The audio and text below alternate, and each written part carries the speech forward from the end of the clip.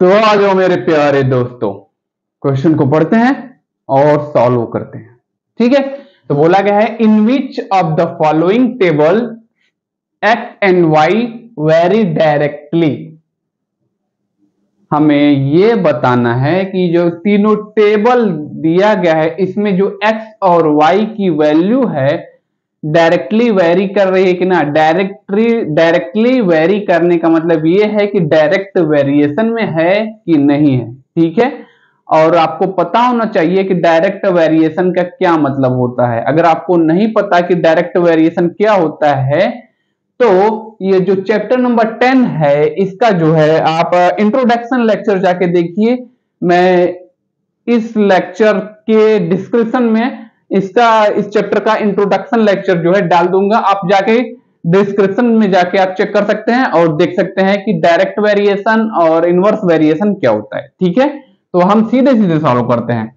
Variation कब होगा? जब x और y की जो है वैल्यू कांस्टेंट रहेगी हर जगह, यहां भी यहां भी यहां भी हर जगह x और y की वैल्यू बदलेगी नहीं, तब वो डायरेक्ट वेरिएशन में आएगा।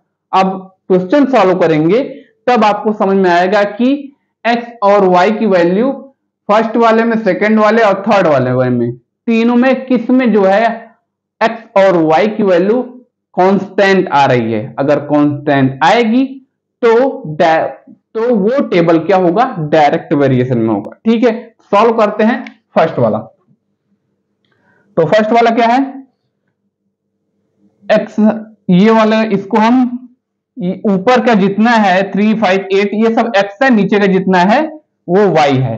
तो हम पहला वाला सॉल्व कर रहे हैं तो इसको हम x1 और y1 मान लेते हैं। ठीक है, तो x और x1 y1 को में पहला वाला है 3/4.5 है ना।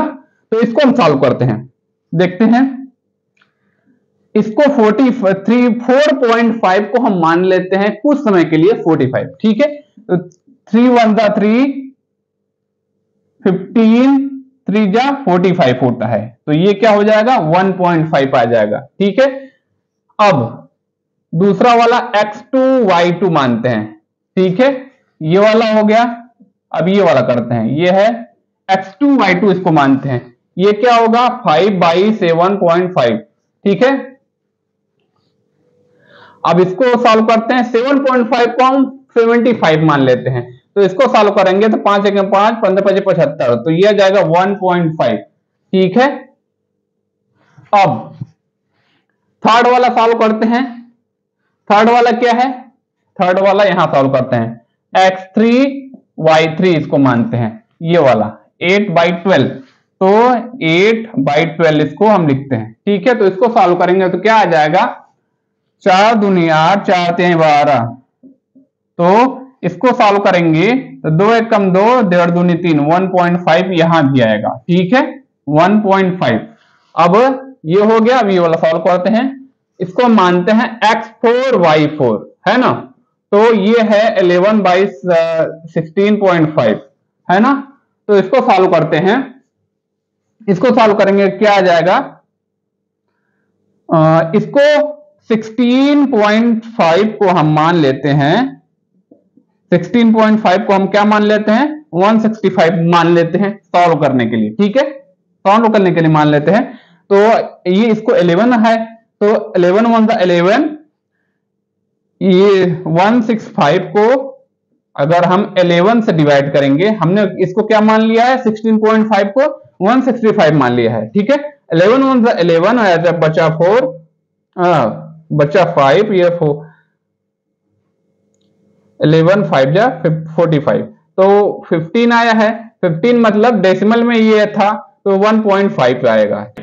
तो अब हम कह सकते हैं ये है x1 y1, x1 y1, x1 by y1 equal to, ये है सब में आया है 1.5 1.5 1/1.5 1/1.5, हर जगह आया है। जो x और y की वैल्यू हर जगह क्या आई है? 1/1.5। मतलब x और y की वैल्यू इस टेबल में क्या आया है? कांस्टेंट आया है। कांस्टेंट आने का मतलब क्या है कि ये डायरेक्ट वेरिएशन में है। ठीक है, सीधी सी बात। तो x1 y1 x2 y2 equal to x3 y3 equal to x4 y4। ठीक है, ये x4 y4 सब एक दूसरे के इक्वल है, क्योंकि सभी का वैल्यू क्या आया है 1/1.5, हर जगह वही आया है। ठीक है, अब हम लिख सकते हैं यहां जो x और y की वैल्यू है, हम लिख सकते हैं x and y are in direct variation. ठीक है, हम लिख सकते हैं। ठीक है, समझ में आ गया। जब यहां जो है हर जगह x और y की वैल्यू कांस्टेंट आई है, कांस्टेंट आई है मतलब हर जगह बराबर आई है। ठीक है, तो ये है डायरेक्ट वेरिएशन में है। अब हम सॉल्व करेंगे सेकंड वाला। ठीक है, सॉल्व करते हैं सेकंड वाला। इसमें क्या है, यहां भी हम वही काम करेंगे, x1 y1 मानेंगे। x और y की वैल्यू, यहां ऊपर सभी x की वैल्यू, नीचे सभी y की वैल्यू है। x1 y1 मतलब लिख सकते हैं 16/32 लिख सकते हैं। अब इसको सॉल्व करेंगे, 16 1 जा 16, 16 2 जा 32 और x2 y2 इक्वल टू क्या आ गया है 30/60। इसको सॉल्व करेंगे तो क्या आ जाएगा, 0 से 0 कटेगा, 3 1 जा 3, 3 2 जा 6। ठीक है, 1/2 यहां आया है। अब तीसरा है x3 y3, ये हो गया, ये हो गया। अब ये इसकी 40/80 इसको लिख सकते हैं, 40/80। इसको सॉल्व करेंगे, 2 कम 2, हाँ 4 कम 4, 4 दूनी 8, सही है ना। 1/2 यहां भी आया है। अब ये आया है x3 y3 था, x4 y4 है ना, 56/84। इसको सॉल्व करते हैं, 84, 28 दूना 56, 2 से हमने इसको काटा तो 28 आया, 2 से इसको भी काटते हैं, कितना आता है 2 4 जा 8, 2 2 जा 4, 42 दूनी 84। ठीक है, 14 दूनी 28, 21 दूनी 42, 7 दूनी 14, 7 3 21, 7 दूनी 14, 7 3 21।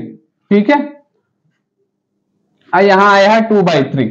अब आपको ध्यान देना चाहिए कि यहां जो है x और y की वैल्यू यहां 1/2, यहां 1/2, यहां 1/2, बट यहां क्या है 2/3 है। तो अब हम कह सकते हैं कि यहां जो है x और y की वैल्यू इस टेबल में कांस्टेंट नहीं है। अगर कांस्टेंट नहीं है, बदल गई है, कांस्टेंट नहीं है बदल गई है, तो हम कह सकते हैं कि x और and y are in x and y are not in, are not, हम यहां नॉट लिखना पड़ेगा क्योंकि नहीं है, are not in direct variation. अब हम इसको सीधे लिखें, x1 y1 equal to x2 y2, क्योंकि 1/2 1/2 है इसलिए हमने इक्वल टू यहां लिख लिया है, इक्वल टू x3 y3, हमने यहां भी 1/2 यहां भी 1/2, तो यहां हमने इक्वल लगाया है। अब यहां जो है x4 y4 इक्वल नहीं है, क्योंकि इसकी वैल्यू 1/2 x3 y3 की, और ये है अलग आ गया है, तो यहां बीच में क्या लगाएंगे, नॉट इक्वल। इसका 1/2 था, इसका 2/3 है। ठीक है, तो हम लिख सकते हैं x and y are not in direct variation. ठीक है, अगर वेरिएशन में होता तो x और y की वैल्यू कांस्टेंट आती है, हर जगह 1/2 आती है, यहां आगे बदल गई है, तो ये क्या है डायरेक्ट वेरिएशन में नहीं है, are not in direct variation. ठीक है, अब हम सॉल्व करेंगे थर्ड वाला। तो सॉल्व करते हैं थर्ड वाला, जैसे सेकंड वाला सॉल्व किया उसी तरह थर्ड वाला भी सॉल्व होगा। यहाँ x और y की वैल्यू हमें देखना है कांस्टेंट आती है कि नहीं। अगर कांस्टेंट आती है तो डायरेक्ट वेरिएशन में होगा, नहीं आती है तो डायरेक्ट वेरिएशन में नहीं होगा। कांस्टेंट होने का मतलब x और y की वैल्यू फर्स्ट से लेके फोर्थ तक हमेशा बराबर आएगी, तो कांस्टेंट होगी। कांस्टेंट होगी तो हम कह सकते हैं कि डायरेक्ट वेरिएशन में है। ठीक है। तो x1 y1 इक्वल टू क्या है 27/81। इसको सॉल्व करेंगे 27 27 1 27 3 जा 27 81। अब सेकंड वाला है x2 y2 है। x2 y2 मतलब होता है 45/80। ठीक है, 45 दूना 90, 45 एक कम 45, 45 दूना 90, 1/4 आएगा। तो ये होगा तो 1/4 आ गया यहां। और ये है x3 y3 है ना, क्या है 54 और नीचे क्या है 216।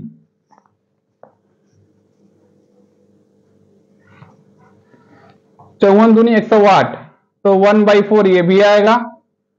54 1 जा 54, 54 4 जा 216।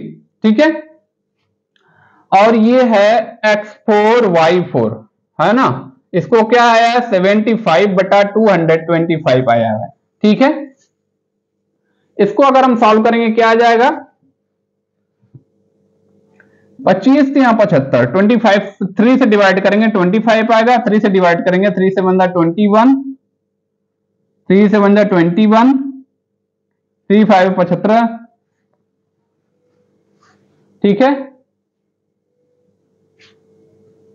सही, हाँ 25 से कम 25, 25 से यहां 75। ठीक है, तो 1/3 आया है।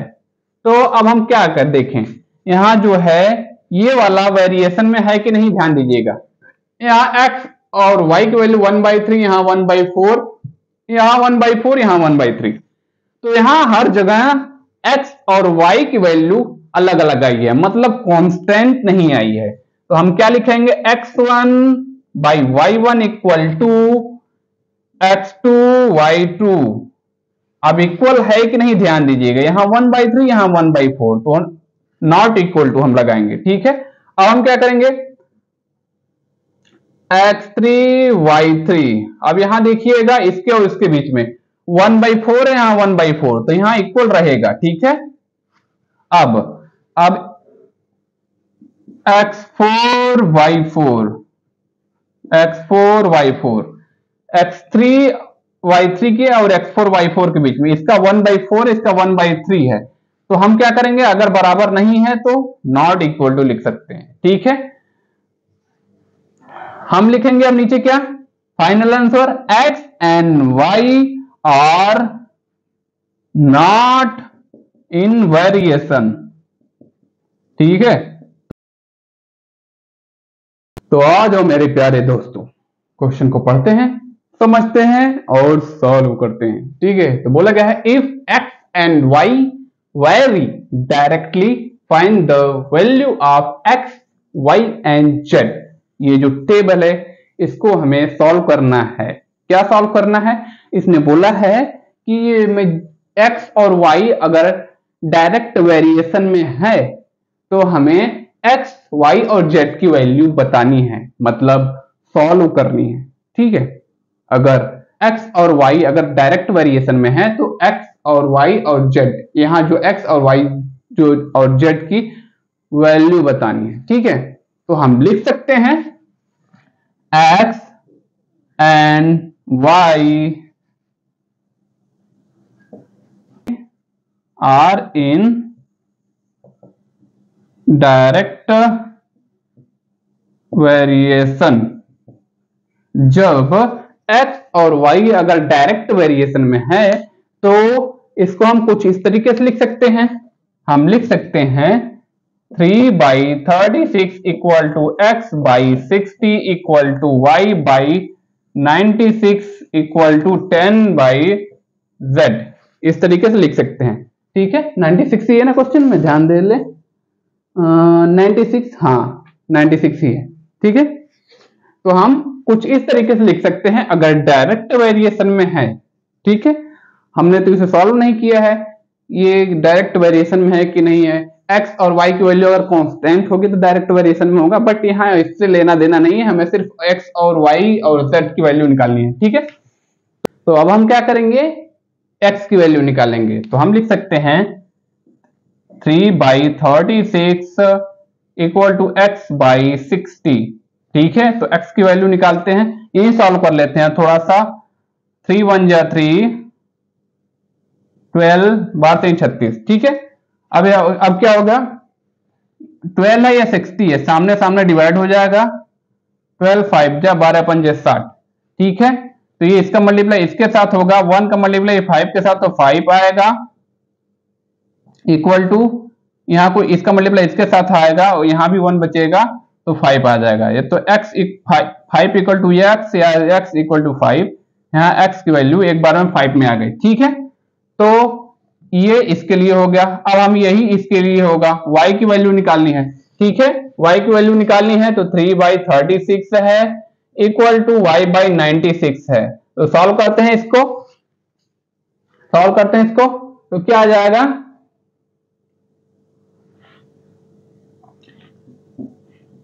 बार 36, ये 12 से ये 96 डिवाइड होगा, 12 8 96। ठीक है, तो यहां भी वही बात आई है, यहाँ x की वैल्यू 5 आई है तो यहाँ y की वैल्यू 8 आएगी। ठीक है, अब क्या आ गया, अब इसी को इसके लिए सॉल्व करना है z के लिए। तो 3/36 है इक्वल टू 10/z, मतलब 10/z हो गया। अब क्या करेंगे, 1/12 आ जाएगा, 12 3 36 हो गया। ये हो जाए, इसका मल्टीप्लाई इसके साथ, इसका मल्टीप्लाई इसके साथ होगा तो ये z इक्वल टू हो जाएगा 12 दहा में 120, 120। ठीक है, तो हम लिख सकते हैं x की वैल्यू 5 आई है और y की वैल्यू 8 आई है और z की वैल्यू आई है 120। ठीक है, देख लीजिए, ये है क्वेश्चन नंबर 2 का आंसर। तो आज मेरे प्यारे दोस्तों क्वेश्चन को पढ़ते हैं और सॉल्व करते हैं। ठीक है, तो बोला गया है, और truck consume 28 litre of diesel for moving through a distance 448 kilometre, how much distance will it cover in 64 litre of diesel. ठीक है, हमें यह बताना है कि एक ट्रक है जो 28 लीटर में 448 किलोमीटर जाती है, और हमें यह बताना है कि 64 लीटर में कितना किलोमीटर जाएगी। ठीक है, अगर ये क्वेश्चन डायरेक्ट वेरिएशन और इनवर्स वेरिएशन चैप्टर का नहीं होता तो हम इसको किस तरीके से सॉल्व करते, हम इसको 448 को 28 से डिवाइड करते, 1 लीटर में कितना किलोमीटर जाता है ये हम पता कर लेते, और जितना किलोमीटर आता उसका जो है 64 से मल्टीप्लाई कर देते, आ जाता कितना किलोमीटर जाएगा 64 लीटर में। ठीक है, ये ऐसे हमें पता चल जाता। लेकिन ये केस क्या है, in case of direct variation. ठीक है, it is the case of direct variation. तो हम वो बना लेते हैं, डीजल, एक डीजल है, यहां है किलोमीटर, किलोमीटर मतलब डिस्टेंस है ना, और इसको हम मान लेते हैं एक्स डीजल को, और इसको मान लेते हैं वाई। ठीक है, हम टेबल बना रहे हैं, टेबल, क्योंकि ये डायरेक्ट वेरिएशन टेबल है, और कोई भी वेरिएशन टेबल हो इस चैप्टर में हर जगह टेबल ही बनाना है। ठीक है, तो ये है 28 लीटर डीजल। ठीक है, डीजल 20 लीटर में ही रहेगा ना, और डिस्टेंस क्या है 448 किलोमीटर लीटर। ठीक है, तो हमें यह बताना है कि 64 लीटर में कितना किलोमीटर जाएगा। तो ये ऊपर वाला जितना है सब x है, तो ये होगा y, मतलब हमें y की वैल्यू निकालनी होगी। ठीक है, तो हम लिख सकते हैं, हम नीचे लिख सकते हैं, क्योंकि ये डायरेक्ट वेरिएशन है तो हम लिख सकते हैं इट इज अ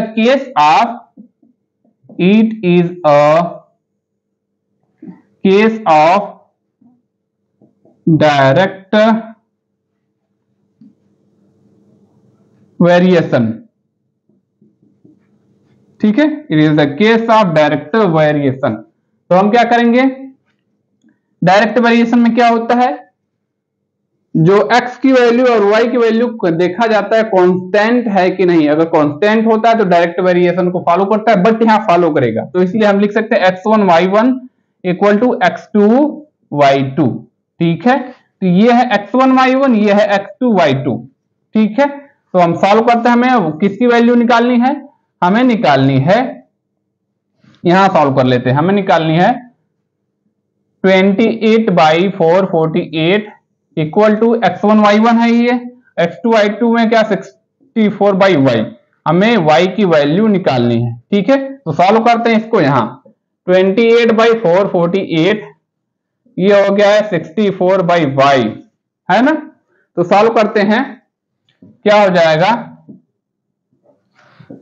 14 दूनी 28, 2 से गया 14 आया, 2 से ये जाएगा तो 2 2 जा 4, 2 2 जा 4, 2 4 जा 8, ठीक है।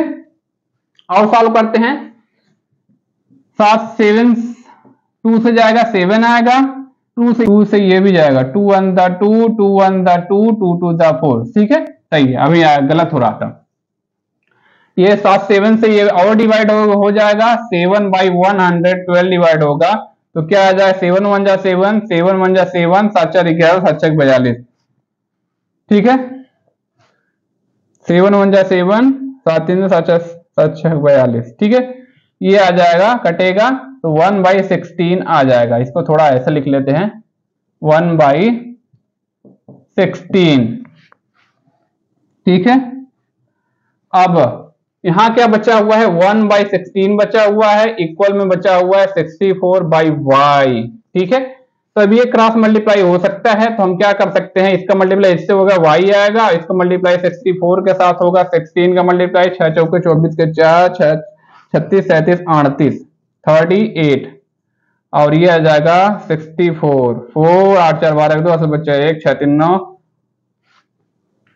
8 4 12 2 से बचा 1, 6 3 9 10, 1024, ठीक है। 1024 आएगा किलोमीटर, ठीक है।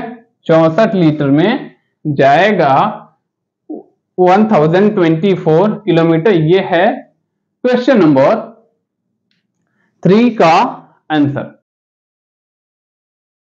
तो आजा मेरे प्यारे दोस्तों, क्वेश्चन पढ़ते हैं और सॉल्व करते हैं। बोला गया है फॉर 100 किलोमीटर और taxi charge 1800 rupees, how much it will charge for journey of 120 kilometre, ठीक है।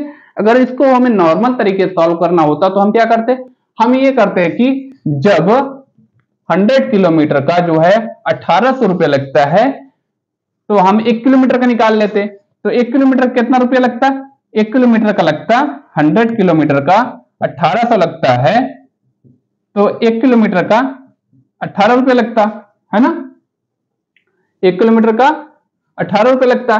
तो जब 1 किलोमीटर का 18 रुपये लगता है तो 120 किलोमीटर का कितना होता, 120 इंटू 18 हो जाता, मल्टीप्लाई करते तो हमें आंसर तुरंत मिल जाता, ठीक है। लेकिन हम क्या पढ़ रहे हैं, हम पढ़ रहे हैं डायरेक्ट वेरिएशन। डायरेक्ट वेरिएशन है तो हमें इसको तरीके से सॉल्व करना पड़ेगा, इसका टेबल बनाना पड़ेगा, फिर इसको डायरेक्ट वेरिएशन में दिखाना पड़ेगा, तब आंसर लाना पड़ेगा, ठीक है। तो हम दिखाते हैं, सबसे पहले इसका टेबल बनाते हैं। तो डिस्टेंस लिख लेते हैं पहले, ठीक है, डिस्टेंस, ठीक है। डिस्टेंस है, डिस्टेंस को हम मान लेते हैं x, है ना। और दूसरा क्या है, चार्ज,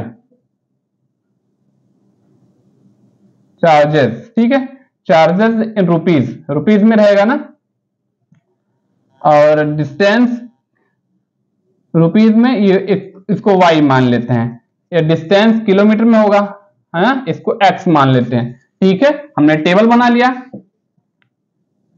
है ना, टेबल बना लिया। तो दो टेबल बनाते हैं, एक ही टेबल बनेगा। तो 100 किलोमीटर, डिस्टेंस 100 किलोमीटर है और उसने चार्ज किया था 1800 रुपया, 100 किलोमीटर का 1800 रुपया चार्ज किया था। अब हमें क्या बताना है, तो 120 किलोमीटर का डिस्टेंस, ये डिस्टेंस है किलोमीटर, ठीक है। तो 120 किलोमीटर का जो है कितना रुपया लगेगा ये बताना था। मतलब इसको हम, ये ऊपर वाला सभी x है, ये x है, तो नीचे वाला सभी y है, तो इसका मतलब है y की वैल्यू निकालनी है। तो हम लिख सकते हैं इट इज द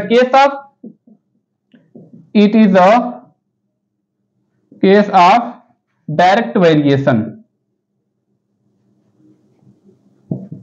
है ना। मोबाइल की बैटरी लो हो रही है इसलिए हम जल्दी पढ़ा रहे हैं ताकि वीडियो रिकॉर्ड हो सके, ठीक है। तो वीडियो लाइक करिएगा। तो डायरेक्ट वेरिएशन दिखाने के लिए हमें जो है क्या करना पड़ता है, x1 y1 वाला, ये वाला जो पार्ट इस वाले पार्ट के बराबर दिखाना होता है, x2 y2 के, ठीक है। ये होता है। तो सॉल्व करते हैं। x1 y1 मतलब 100 बाई 1800 है ना, इक्वल टू x2 y2 मतलब 120 बाई y की वैल्यू हमें निकालनी है, ठीक है। y की वैल्यू हम निकाल लेंगे, आ जाएगा आंसर। सॉल्व करते हैं इसको, 1800 से ये कट जाएगा, है ना। अब हमें क्या निकालना है, इसका मल्टीप्लाई इसके साथ आएगा, y हो जाएगा, इसका मल्टीप्लाई इसके साथ होगा, इसे क्रॉस मल्टीप्लाई, ठीक है।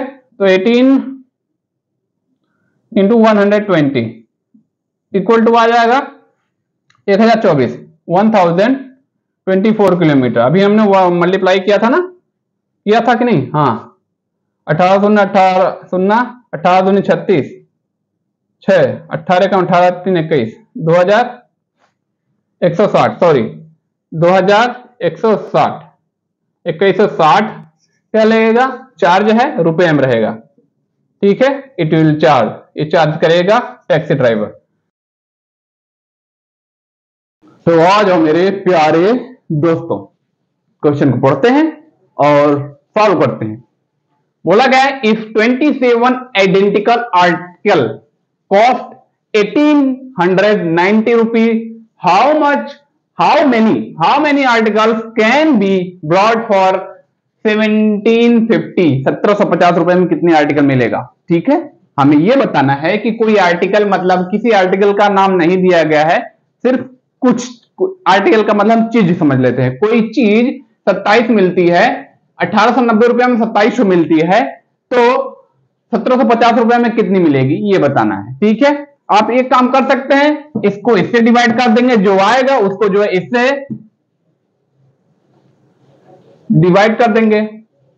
जब इसको इससे डिवाइड करेंगे 1 आर्टिकल्स का आ जाएगा, जो आएगा उसको जो है इससे डिवाइड कर देंगे, आ जाएगा आंसर। लेकिन हमें ऐसा नहीं करना है, हमें जो है इसमें वेरिएशन दिखाना है, ठीक है। तो वेरिएशन दिखाने के लिए हमें सबसे पहले बनाना पड़ेगा टेबल। पहले टेबल बना देते हैं, टेबल बना लेते हैं, ठीक है। तो इसमें क्या है, आर्टिकल्स को हम x मान लेते हैं, ठीक है।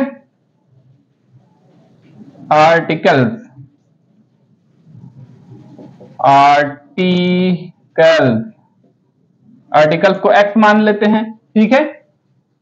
और प्राइस हम यहां लिख देते हैं, कितना है, प्राइस को हम y मान लेते हैं, क्या, y, है ना। अब कोई आर्टिकल है 27 और उसके प्राइस है 1890, ठीक है।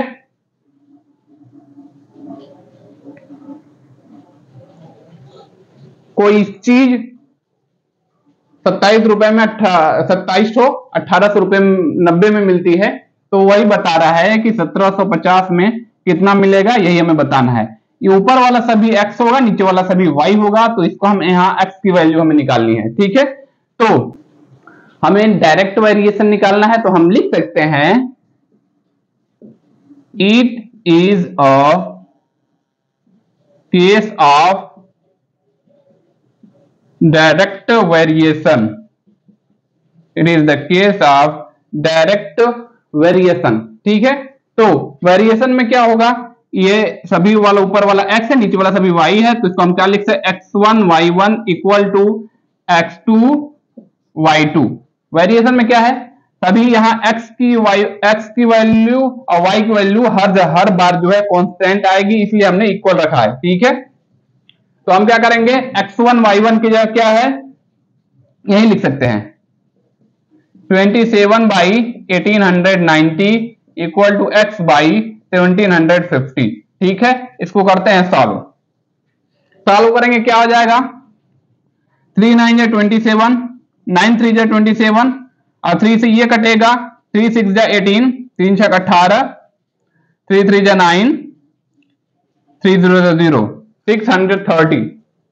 अब ये अभी भी ये 9 से 1 जा 9, 9 से 1 जा 63, ये 0।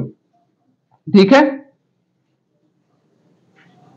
अब क्या करेंगे, यहां बचा है 0, ये वाला इससे कट जाएगा क्योंकि ये इसके सामने है ना, तो नीचे से नीचे सभी डिवाइड, ऊपर वाले से सभी डिवाइड होगा।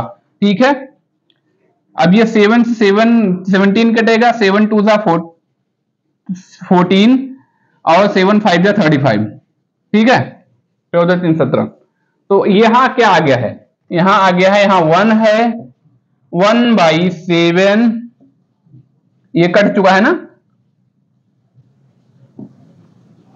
अब यहां क्या बचा है, यहां 1 बचा है, यहां 1 आएगा, 7 कटेगा, तो ठीक है।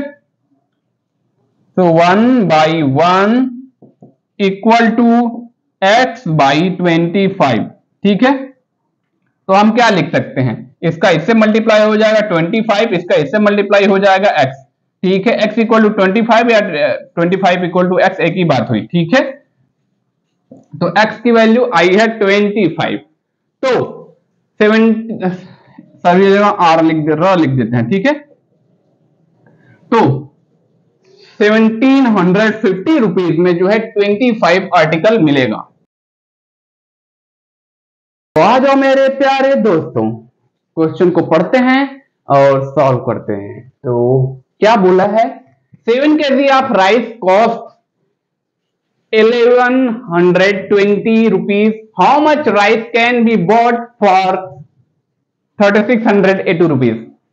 ठीक है, तो सीधी सादी बात यह है कि ये बताया हुआ है कि जो है इतने रुपए में 1120 मतलब 1120 रुपए में 7 kg चावल मिल रहा है, तो 3680 मतलब 3680 रुपीज में कितना चावल मिलेगा ये बताना है, कितना किलो चावल मिलेगा ये बताना है। ठीक है, ये अगर नॉर्मल तरीके से सॉल्व करना होता, अगर इसे वेरिएशन में नहीं दिखाना होता तो हम किस तरीके से सॉल्व करते, ये जो है 1120 को हम डिवाइड कर देते, 1120 को हम डिवाइड करते किससे, 7 से डिवाइड करते, जो आता उसको जो है उसको हम डिवाइड कर देते 3680 से।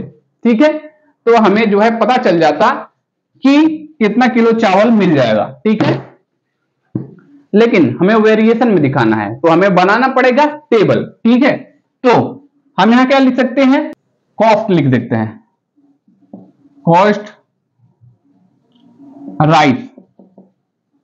राइस कॉस्ट को हम जो है x मान लेते हैं, राइस का वेट।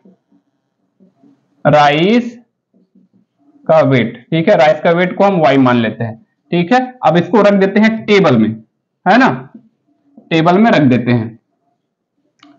तो यहां कॉस्ट क्या है, 1120 रुपीज है, उसमें कितना वेट का चावल मिल रहा है, 7 kg चावल मिल रहा है ना।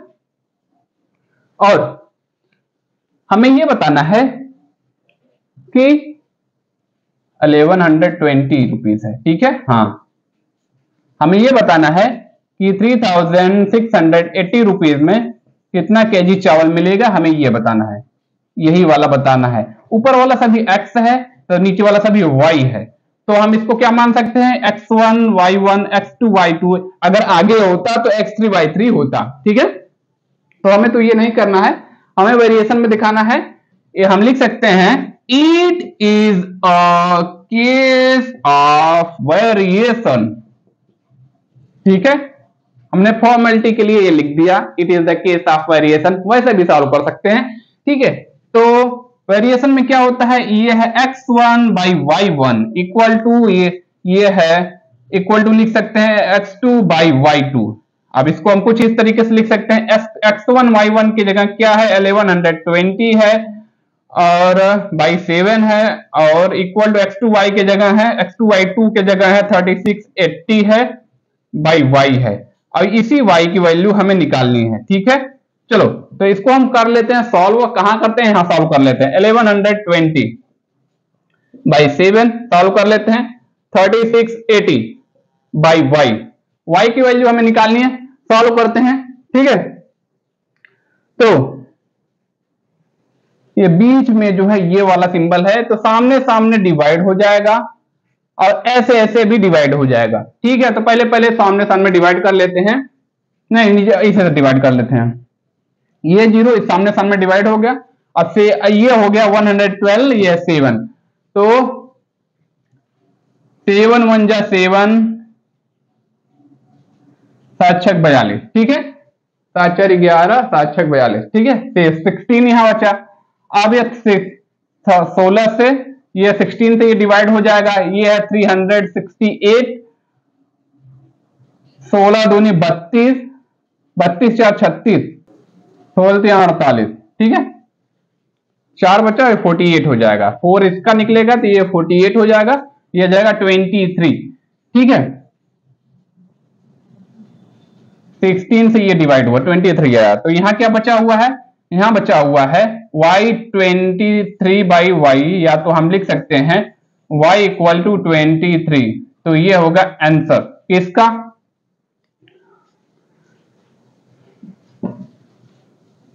हम लिख सकते हैं v bought 23 kg राइस इन 3680 रुपीज। ठीक है, ये होगा आंसर। y इक्वल टू 23 आया है, मतलब इतने रुपए में 3680 या तो 3680 रुपीज में हम 23 kg राइस खरीद सकते हैं। देख लीजिए, ये है। तो आ जाओ मेरे प्यारे दोस्तों, क्वेश्चन को पढ़ते हैं और सॉल्व करते हैं। ठीक है, बोला गया है 6 notebook cost 156 rupee, find the cost of 54 such notebook. तो अगर इसको हमें वेरिएशन नहीं दिखाना होता तो हम नॉर्मल तरीके से क्या सॉल्व करते, हम जो है 156 को 60 से डिवाइड करते, 1 नोटबुक की प्राइस निकल जाती। ठीक है, 1 नोटबुक की प्राइस निकल जाती, जितना रुपया होती उसको जो है हम जो है मल्टीप्लाई करते 54 से, हमें मिल जाता 56 नोटबुक की प्राइस क्या होगी ये पता चल जाता। ठीक है, लेकिन हमें वेरिएशन में दिखाना है, तो वेरिएशन दिखाने के लिए हमें टेबल में पहले बना लेते हैं, फिर उसके बाद सॉल्व करते हैं। ठीक है, तो ठीक है, प्राइस है र में, इसको हम x मान लेते हैं, और आर्टिकल, आर्टिकल मतलब नोटबुक, नोटबुक लिख लेते हैं। ठीक है, नोटबुक को हम y मान लेते हैं। अब इसको हम टेबल में सजा देते हैं, है ना। तो क्या है, 156 रुपीज है, और कितने नोटबुक है, 6 नोटबुक है। और दूसरा 54 नोटबुक, और कितने रुपए में मिलेगा ये बताना है, तो मतलब यहां x मान लेते हैं, ये सभी x है।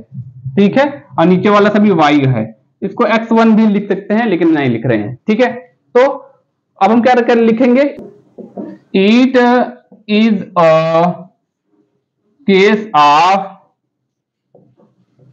Direct variation. ठीक है, it is a case of direct variation. ठीक है, तो हम क्या लिख सकते हैं, ये x है तो ये x1 हो जाएगा, ये x2 हो जाएगा, आगे होता तो x3 हो जाता, और ये y1 y2 y3 हो जाता। ठीक है, इसी तरीके से x1 by x2, x1 by y2, x1 by y1 equal to x2 by y2, इसको हम लिख सकते हैं। x1 बाई y1 की जगह क्या हो जाएगा, 156, और y1 की जगह 6 हो जाएगा, equal to x2 by y2, x2 के जगह x रहेगा ही, और यहां y2 की जगह 54। ठीक है, इसी को अगर हम सॉल्व कर देंगे आ जाएगा आंसर। ठीक है, सॉल्व करते हैं, 156 बाई 6 है equal to x by 54। x की वैल्यू हमें पता चल जाएगी, तो कॉस्ट ऑफ 54 सच नोटबुक्स की प्राइस हमें पता चल जाएगी। ठीक है, तो करते हैं सॉल्व। ये हो जाएगा 6 से डिवाइड होगा, 6 दूनी 12, 6 4 36। ठीक है, अब ये हो गया है 26/1, 6 1 जैसा ना। ठीक है, ये हो चुका है x/54। ये हो सकता है क्रॉस मल्टीप्लाई, इसका इससे मल्टीप्लाई होगा 26 इंटू 54 हो जाएगा, इसका मल्टीप्लाई होगा तो x1 जा x। ठीक है, इसका मल्टीप्लाई हो जाएगा, क्या हो जाएगा 54 का मल्टीप्लाई 26 से होगा तो क्या हो जाएगा 6 चौके 24, 2 6 5 30, 2 32। ठीक है, 54 दूनी 108 होता है, 54 टू द 108, 4 8 टू 10 0 हो गया, 314 हो गया, 1404 रुपीज, 1404 रुपया। ठीक है, तो हम लिख सकते हैं cost of 54 notebook is 1404 rupees. ठीक है, तो ये होगा आंसर, एक्स की वैल्यू यही हो, ये हमें पता चल गई। ठीक है, देख लीजिए आंसर। तो आ जाओ मेरे प्यारे दोस्तों, क्वेश्चन को पढ़ते हैं और सॉल्व करते हैं। ठीक है, तो 22 men can dig a 27 meter long trench in one day. How many men should be employed for digging 135 meter long trench of the same type in one day? ठीक है, हमें यह बताना है, क्वेश्चन में यह पूछा गया है कि 22 आदमी जो है मिलकर 27 मीटर गड्ढा खोदते हैं। ठीक है, ट्रेंच मतलब होता है गड्ढा। ठीक है, और अगर 135 मीटर गड्ढा खोदना होगा तो हमें कितने एम्प्लॉय की जरूरत पड़ेगी? How many man should be employed for digging 135 metre long trench. ठीक है, तो इसको वेरिएशन में दिखाना है, नॉर्मली तरीके से हमें सॉल्व नहीं करना है, तो वेरिएशन में दिखाना है, तो वेरिएशन बने हम के लिए हम टेबल बनाते हैं। ठीक है, तो यहां लिख देते हैं मेन, कितने मेन है, मेन को हम एक्स मान लेते हैं, नीचे लिख देते हैं ट्रेंच, ट्रेंच वही जो खोदना है।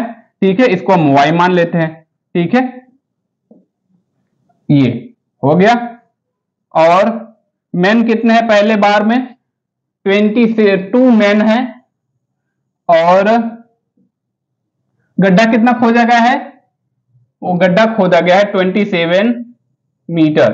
ठीक है, अब दूसरी बार में ट्रेंच की लंबाई क्या है, दूसरी बार ट्रेंच की लंबाई है 135 मीटर। ठीक है, अब हमें इस बार कितने मेन की जरूरत पड़ेगी वही हमें बताना है। ठीक है, तो ध्यान दीजिए, इसे हम डायरेक्ट वेरिएशन में दिखा सकते हैं।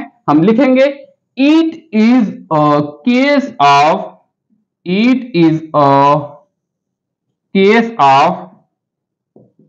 Direct variation, it is a case of direct variation. ठीक है, तो ये x है तो x1 y1 x1 x2 y1 y2, तो हम इसको क्या लिख सकते हैं x1 by y1 equal to x2 by y2, x2 by y2, और x1 by y1 की जगह क्या है 22 by 27 है, और x2 by y2 की जगह क्या है x by 135। ठीक है, इसको सॉल्व करते हैं, x की वैल्यू निकालते हैं, आ जाएगा हमारा आंसर 27 है, 22 by 27 equal to x by 135। x की वैल्यू निकल जाएगी, कितने मेन की जरूरत पड़ेगी 135 मीटर ट्रेंच को खोदने के लिए हमें पता चल जाएगा। ठीक है, तो सॉल्व करते हैं, 22 है ना,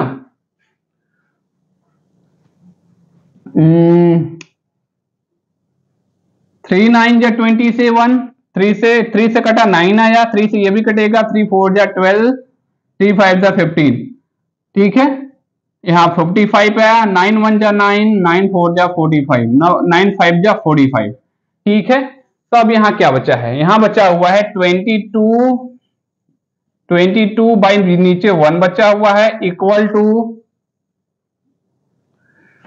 x बाई 5 बचा हुआ है। ये क्रॉस मल्टीप्लाई हो सकता है, तो ये हो जाएगा 110 हो जाएगा, 22 का मल्टीप्लाई 5 से होगा, 5 2 10 0, 5 2 10 1 11, ठीक है। 110 हो, इसका मल्टीप्लाई x से होगा, x आएगा, तो x इक्वल टू आ जाएगा 110, ठीक है। अब हम आंसर में क्या लिख सकते हैं, हम आंसर में लिखेंगे कितने मैन की जरूरत पड़ेगी, 135 मीटर। हम लिख सकते हैं 110 men can dig 135 metre trench, TRENCH, ठीक है। ये है आंसर। आ जाओ मेरे प्यारे दोस्तों, क्वेश्चन पढ़ते हैं और सॉल्व करते हैं, ठीक है। तो बोला गया है if the total weight of 11 identical articles is 77 kg, how many articles of the same type would weigh 224 kg, ठीक है। तो हमें ज्यादा दिमाग नहीं लगाना है, इसको जो है टेबल में तैयार करना है, इस पे वेरिएशन लगाना है, आंसर आ जाएगा, ठीक है। तो वेट आर्टिकल्स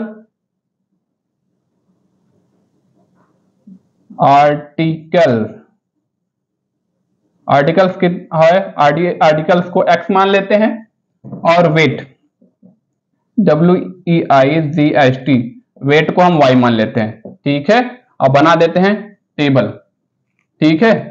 तो 11 आर्टिकल का वेट है 77 kg, तो हमें बताना है 224 kg में कितने आर्टिकल होंगे, मतलब x की वैल्यू यहां निकालनी है। ऊपर वाले सभी x है, नीचे वाला सभी y है, ठीक है। तो x1 y1 x2 y2, ठीक है। तो x की वैल्यू हमें निकालनी है, ठीक है। यहां हम लिखेंगे it is a case of direct variation, ठीक है। तो यहां हम लिख सकते हैं x1 by y1 equal to x2 by y2, ठीक है। तो x1 बाई y1 की जगह है 11 by 77 equal to x2 by y2 की जगह है x बाई 224, ठीक है। तो इसको सॉल्व करते हैं, तो 11 बाई 77 है और ये है x बाई 224 है, इसको सॉल्व करते हैं, 11 1 11, 11 7 77, ठीक है। अब यहां बचा हुआ है ये 7 7 3 21, 7 2 7 3 21, 1 बचा है 14, 7 2 14, 7 2 14। अब यहां क्या बचा है, 7 से ये कट गया, 1 बचा। अब यहां बचा हुआ है x इक्वल टू 32, ठीक है। तो हम लिख सकते हैं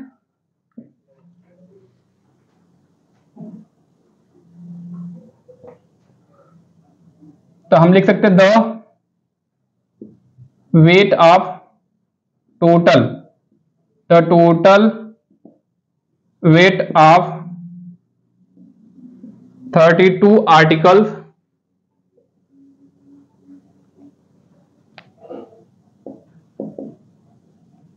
इज 224 kg, ठीक है।